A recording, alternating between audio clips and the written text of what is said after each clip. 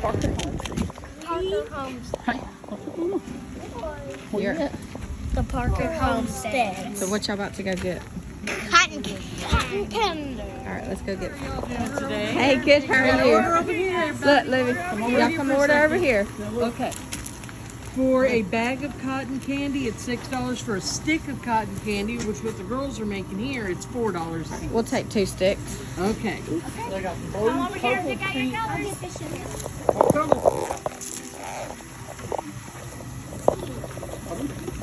Please, there's the bag.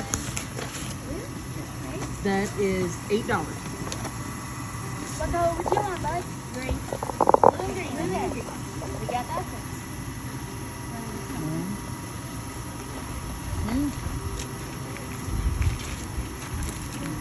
That makes 12. That's Thank you so much. Thank you. Y'all, hope y'all have a good day. It's a pretty day for it. It is. I know last year we waited in line almost an hour to get cotton candy. Yeah, well, this It's time, popular. yeah, we haven't even gotten the busy traffic yet. We're also selling, just so you know, we're also selling these aprons and these bows and candles. The aprons are $10. These bows are $7. Those are really cute. They are super pretty. Did you and make these them? also, so Tanya made them Oh, okay. at the end. Yes, ma'am. We may have to come back there. They're super cute. These bows are so cool. They're made out of leather? Or no? Yeah. They're really cute. They're handmade by Tanya. So Livy, what you got? Cotton candy. Cotton candy. There you go, Bubba. Tom, thank you. Thank you. Thank y'all. Y'all have a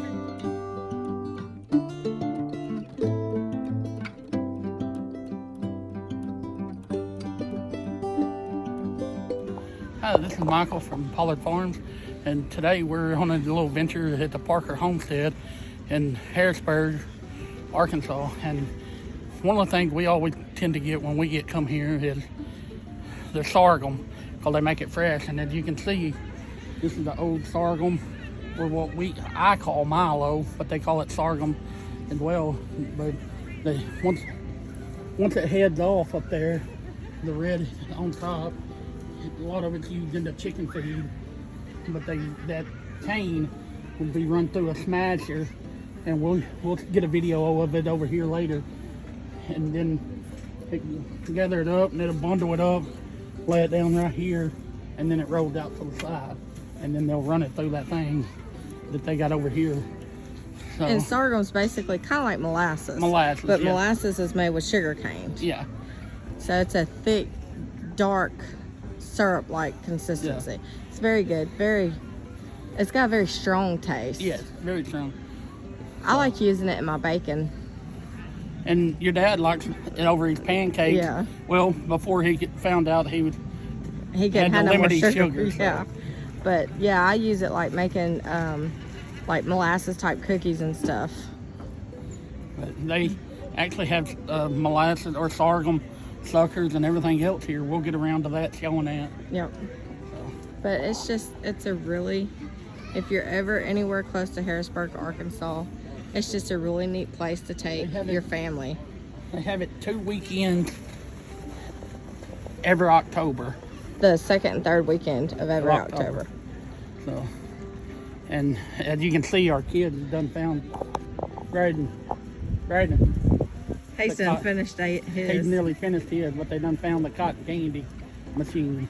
I mean, who doesn't want cotton candy for breakfast? You gonna ring the bell? Heads up. Push it. I'm just gonna. But it's just a good family environment. Just push it. Just push it.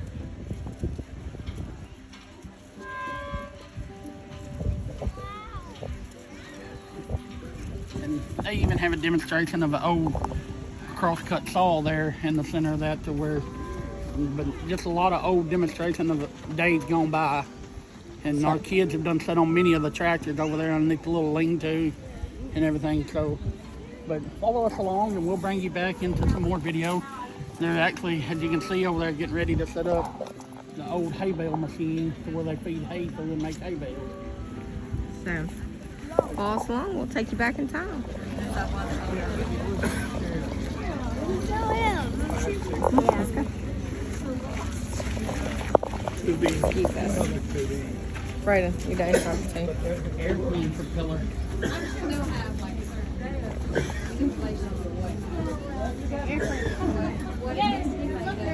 You see that little puppy dog?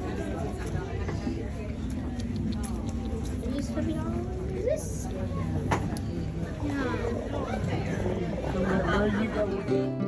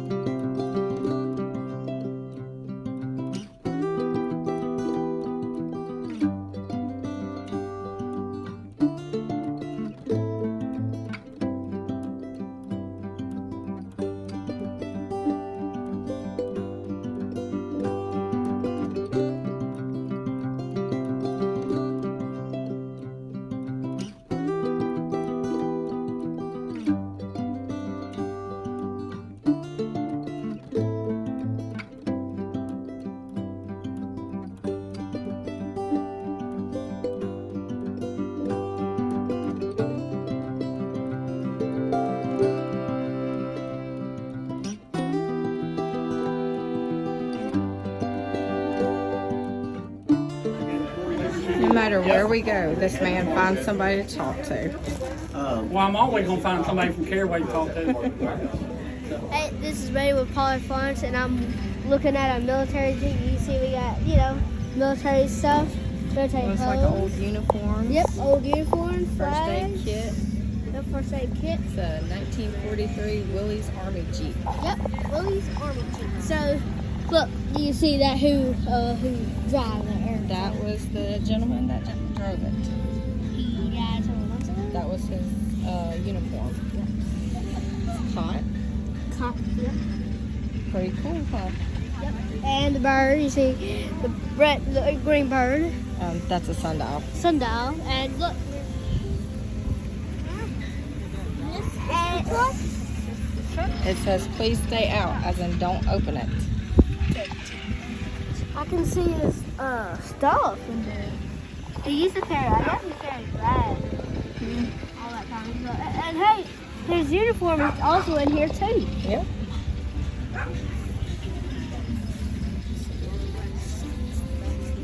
Oh, wow. Huh? He kept his... Hey, he doesn't say, get out of his head. Yeah, don't get in that either.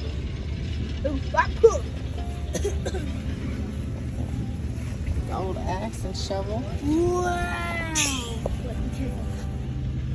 It's so sharp. Yeah, I live in. What do y'all think? I like it. I like it. I'm gonna be a military That's when the I one grow now. up. No, go. This is where you pull it shut. Yep, that's where you pull it shut. Can I have a try? No, ma'am, it says don't. It's your Ready? war cannon. Civil War cannon found in the Mississippi River. It was given to the American Legion, and the American Legion gave it to the Parker Homestead. They put it on display. U.S. And here's the rope. I guess the string. The string needs to come right here. And I use the blast it. Mama, the string comes here. Mama, look.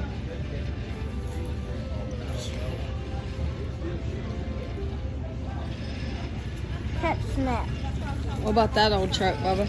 I like it. It's cool. Daddy, this is a catch snap.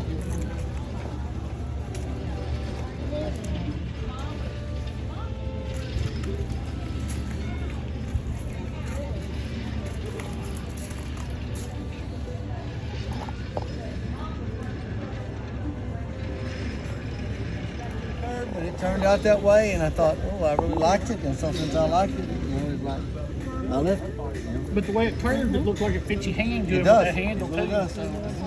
Cool. Actually, I gotta get the hand. Oh, that is nice. Thank They're you. beautiful. I think that one is 35. Two sons and myself do all the woodworking, and, I love these too. and my brother does those. Oh, I love that. How much are these things? They're everything from $50, $50. They're different prices.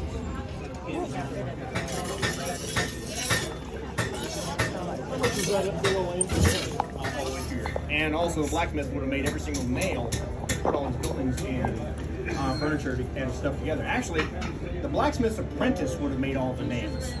Because in making a nail, you learn every single skill, primary skill you need to be a blacksmith.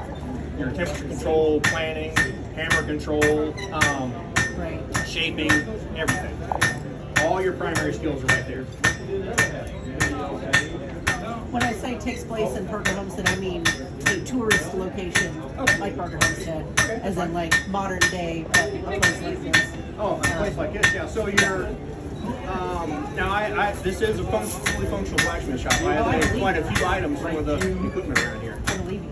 Well, one of the most memorable was the arm for the shaker on the grist mill. The what? The arm, so the shaker filter on the grist mill off over there, the building with the SO on it. The old arm that controls the shaker broke. It's been there for a very long time. So myself and other blacksmith out here, we took the old piece, took a piece of steel, matched it in length, size, and everything else, and then shaped it, cut the holes in it, so on and so forth. And it'll be on that blacksmith. It'll be on the grist mill from now till whenever the grist mill stops That's working. awesome. That's really cool. So what kind of, is that just coal? Yes, ma'am. Here? Okay. It's just cold. Can I go now, Mama?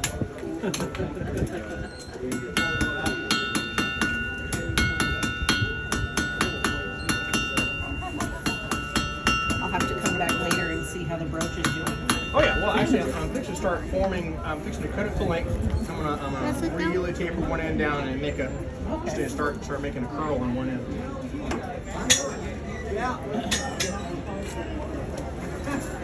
I'm going to get a fun.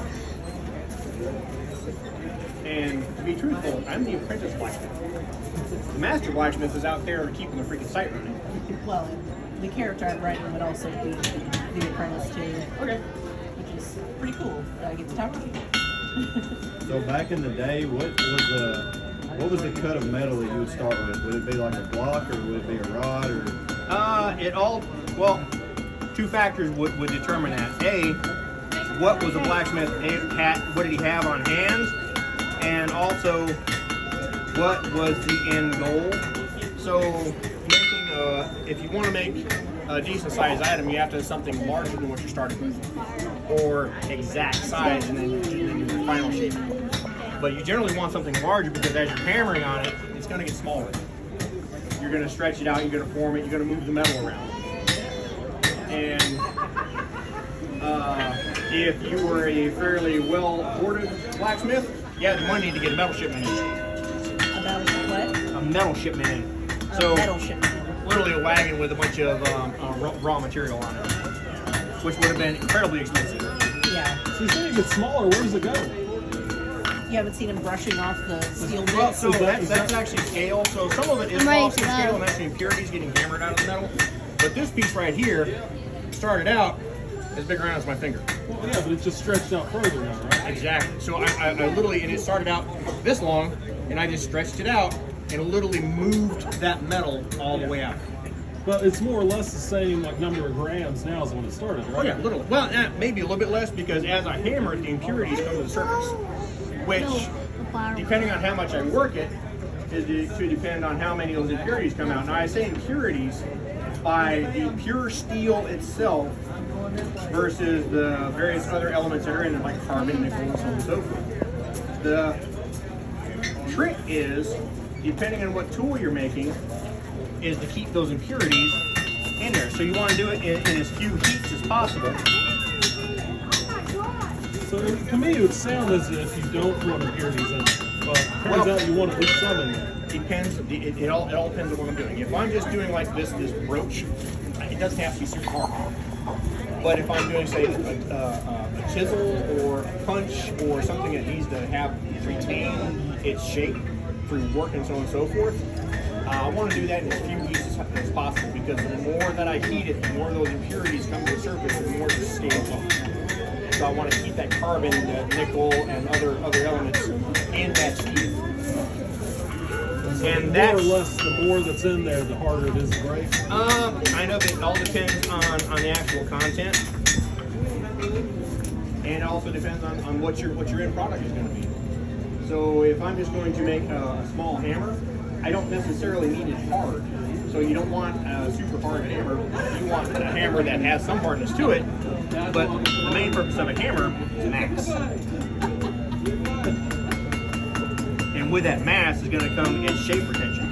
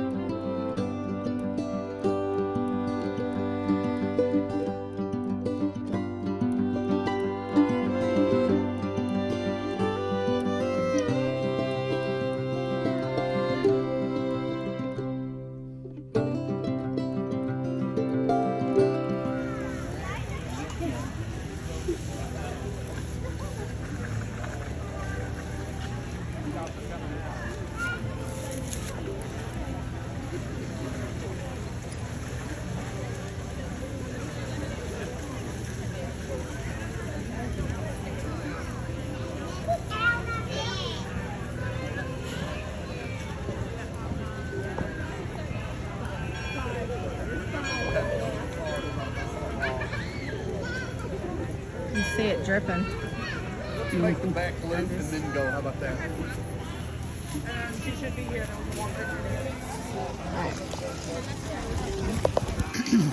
Earlier we was talking about the sorghum. As you can see, the video footage showed the mule pulling the pole and it's turning a press, and you can see it dripping, getting out the sorghum out of it. And right next to here, they have it where they cook it down and make it into the sorghum that you can eat.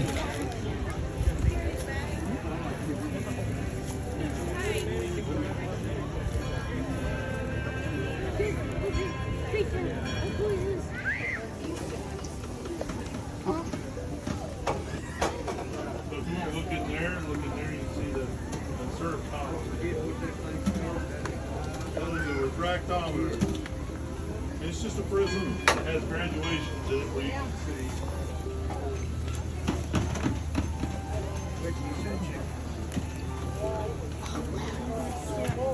Nice. Oh, yeah, they have yep. They have Now, are you looking for a certain shade in that? 78 is what we're shooting for. 78 to 82. You'll see the blue line, and we're looking over just right at the blue line.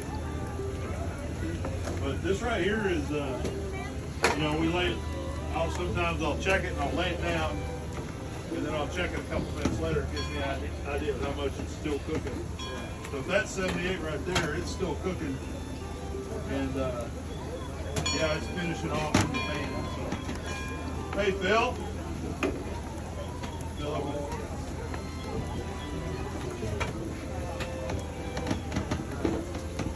Hey Will. You look in shape.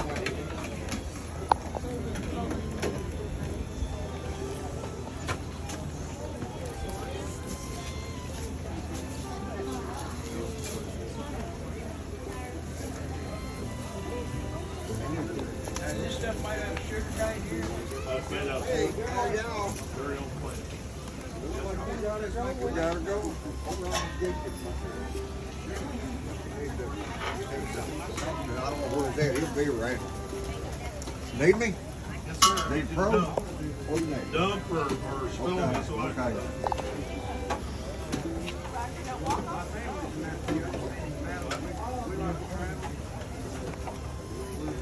Excuse me, what did I say?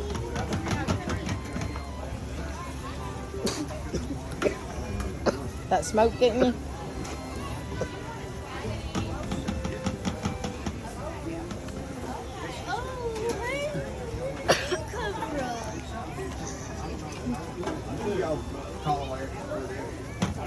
Either dump or They didn't have to call it.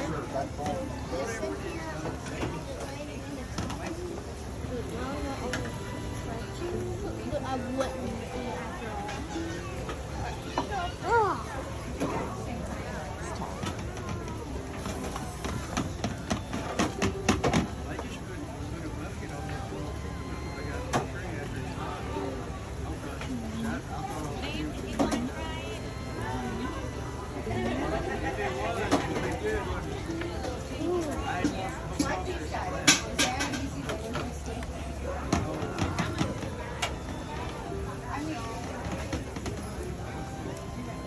Throw this right in there. His. Honey. Honey.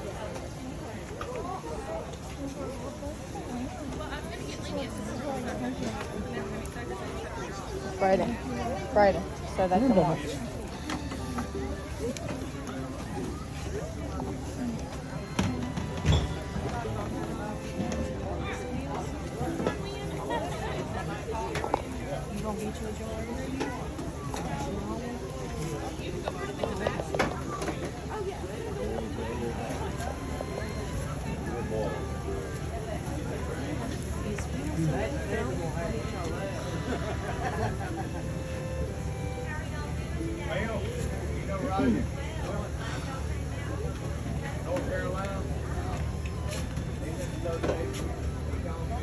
Yeah, I know who it is. I know.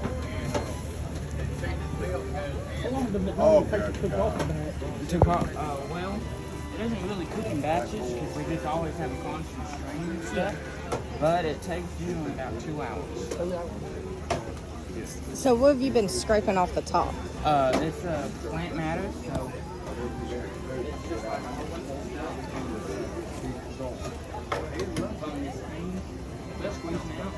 all that green stuff is like Oh, okay. Like, plants. I got you.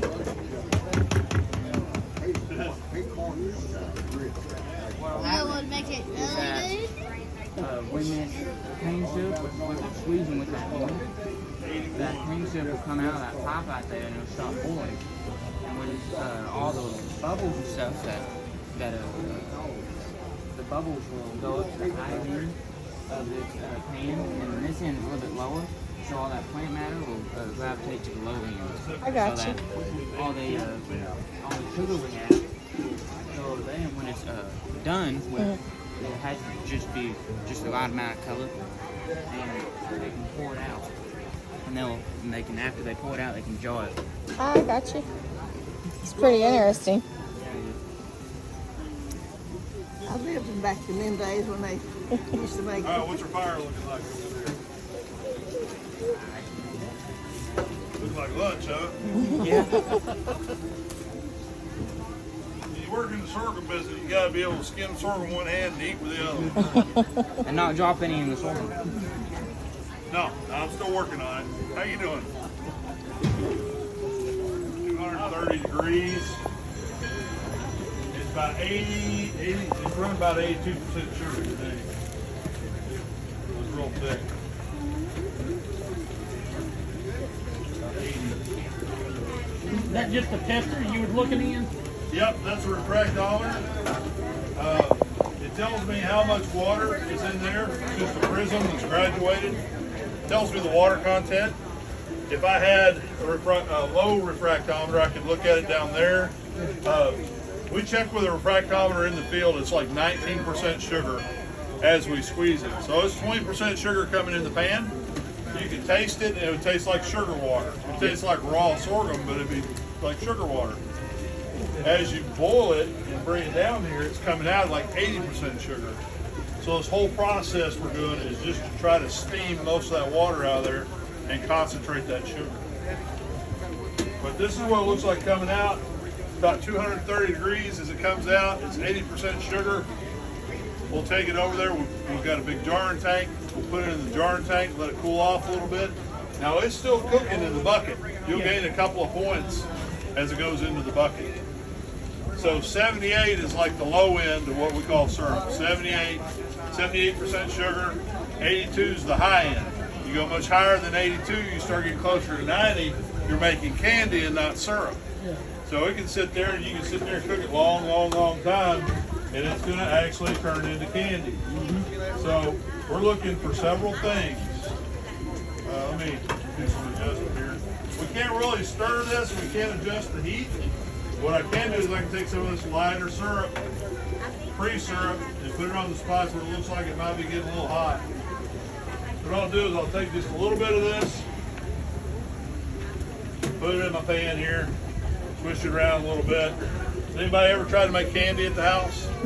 They look for string and ribbon, looking to see if I got string and ribbon.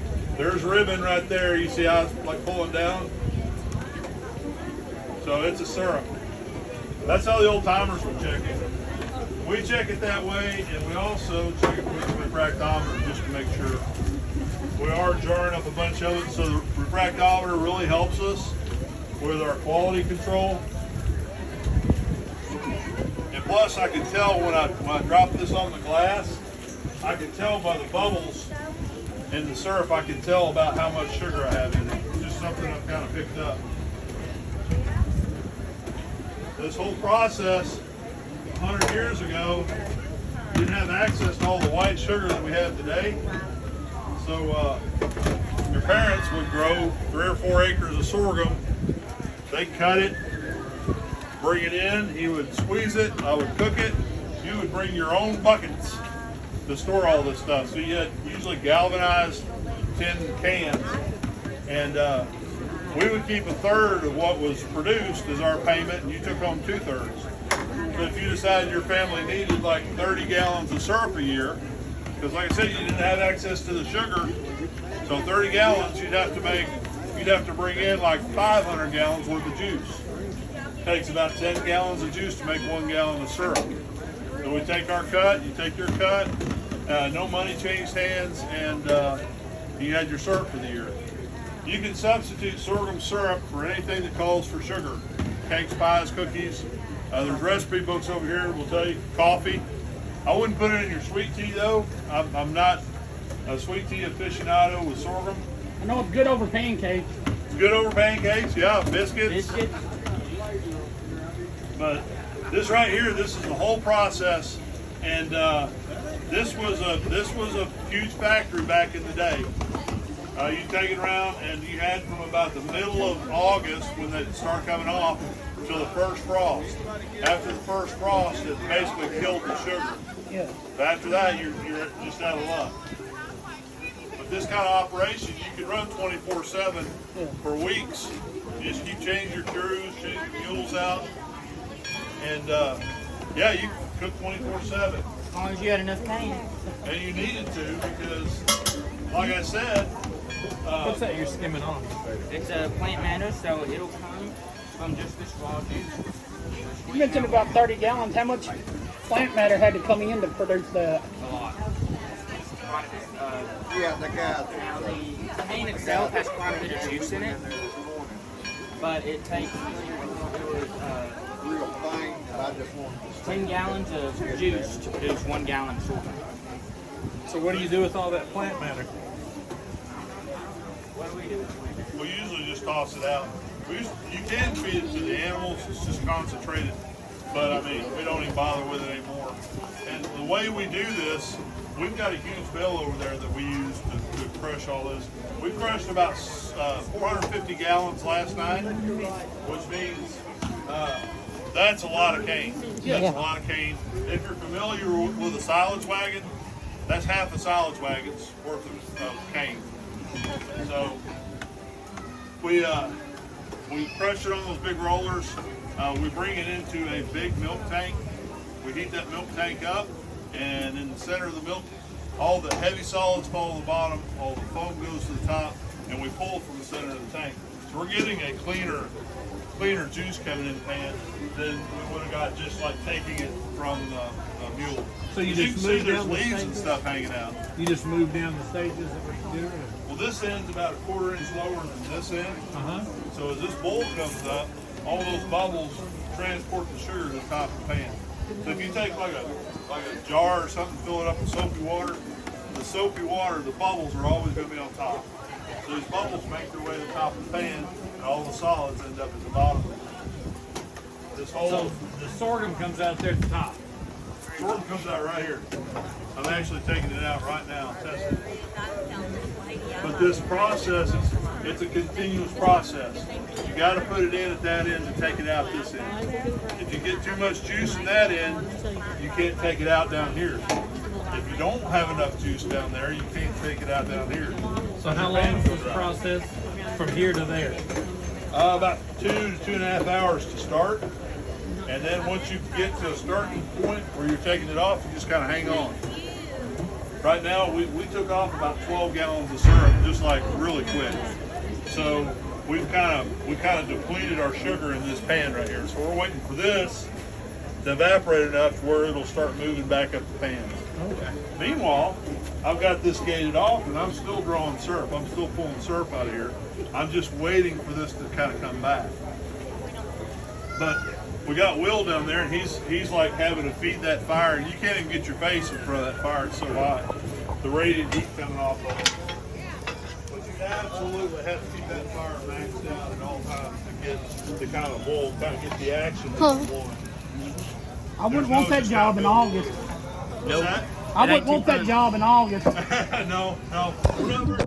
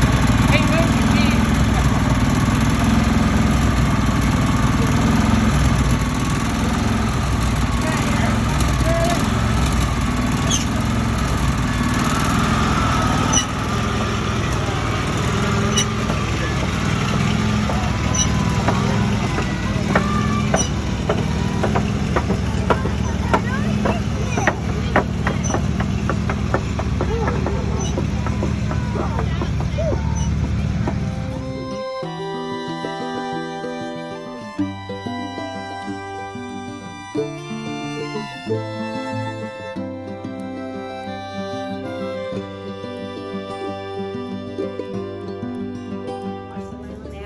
Then I have to wash that out, and then I have to dry it, and then we mixed all this silk in with it.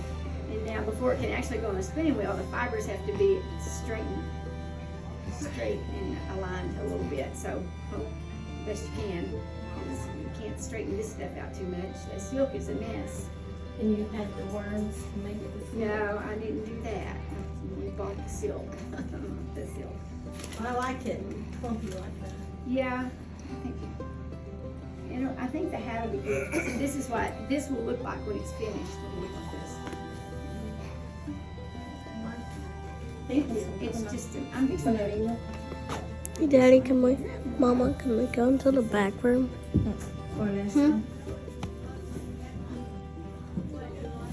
This one is,